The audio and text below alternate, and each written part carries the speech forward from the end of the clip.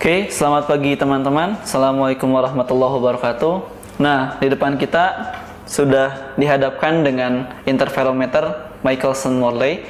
Nah, untuk apa sih kita melakukan eksperimen menggunakan interfero ini? Nah, dahulu ketika Maxwell merumuskan persamaan elektromagnetik, itu menunjukkan bahwa gelombang elektromagnetik itu tidak dipengaruhi oleh pengamat. Artinya kecepatannya sama untuk setiap pengamat. Nah, bukan jauh juga ya, beberapa tahun sebelum Einstein mengemukakan postulatnya, nah di situ para ilmuwan mengeluarkan hipotesis bahwa yang menyebabkan gelombang elektromagnetik itu sama untuk setiap pengamat kecepatannya, itu disebabkan oleh adanya ether. Nah, jadi konsep ether inilah yang mendasari gelombang elektromagnetik itu sama untuk setiap pengamat kecepatannya. Nah, kemudian Michelson-Morley ingin membuktikan benarkah ether itu ada atau tidak. Nah, kemudian dilakukanlah eksperimen menggunakan ini. Kenapa menggunakan interferometer? Karena untuk interferensi cahaya itu memiliki akurasi yang cukup tinggi, dimana untuk perubahan dengan jarak mendekati panjang gelombang itu kita bisa mengamati perubahan polanya.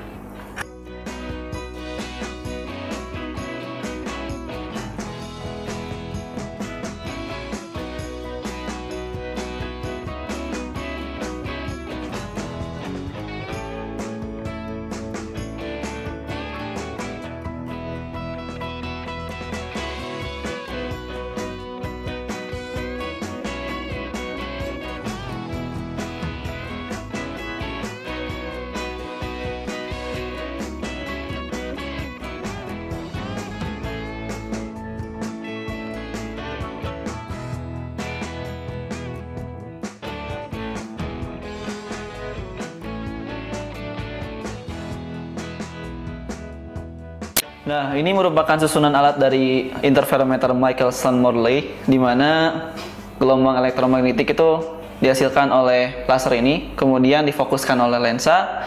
Setelah itu mengenai beam splitter, di mana gelombangnya kita bagi menjadi dua, yang satu ke cermin ini, yang satu lagi ke cermin, satu lagi yang bisa kita ubah-ubah letaknya.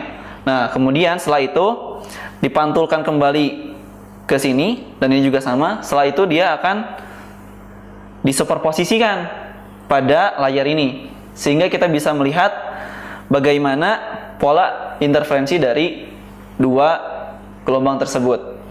Nah, kemudian dari sini, ini apa sih gitu kan? Ini adalah micrometer skrup yang gunanya untuk mengubah letak dari cermin. Nah, di sini tujuan utama dari eksperimen yang akan kita lakukan adalah untuk mengetahui rasio pergeseran cermin, yaitu berapa sih cermin ini bergeser ketika kita ubah letak dari, atau kita ubah skala dari micrometer skrup ini. Nah, kemudian untuk eksperimen dari Michelson-Morley, kenapa sih ini ada roda-roda kemudian bisa diputar? Untuk mengetahui jika misalkan ada ether, maka setiap posisi dari susunan ini, jika misalkan seperti ini adalah polanya A, kemudian kita putar ternyata berubah jadi B, nah di situ membuktikan adanya ether. Nah, tapi untuk eksperimen dari Michelson-Morley itu ternyata tidak ada perubahan pola dari interferensi di layar.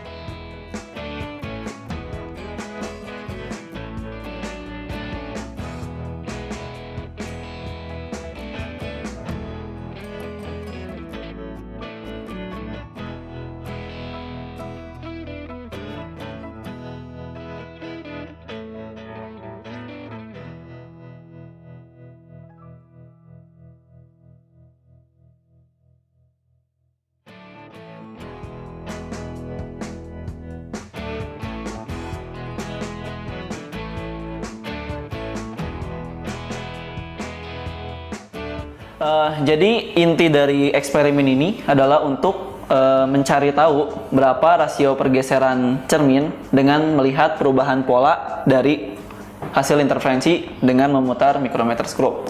Kemudian yang kedua, kita juga bisa membuktikan bagaimana sih atau mengetahui bagaimana konsep ether itu. Sekian eksperimen dari saya. Assalamualaikum warahmatullahi wabarakatuh.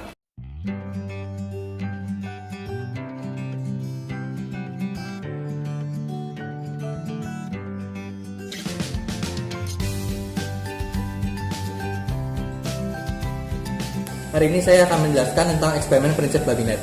Tujuan dari eksperimen prinsip Babinet ini ialah memahami prinsip Babinet dalam fenomena difraksi cahaya untuk mengukur ketebalan daripada benda tipis. Yang digunakan pada eksperimen Babinet ini tentu saja teori Babinet. Apakah itu teori Babinet? Gampangnya, teori Babinet ini mirip dengan peristiwa difraksi yang kita tahu selama ini.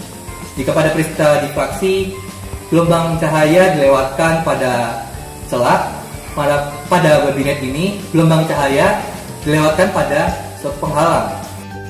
Teori Babinet mengatakan bahwa jika penghalang cahaya ini memiliki orde yang sepadan dengan panjang gelombang cahaya, maka akan terbentuk pola seperti pola yang kita lihat pada difraksi.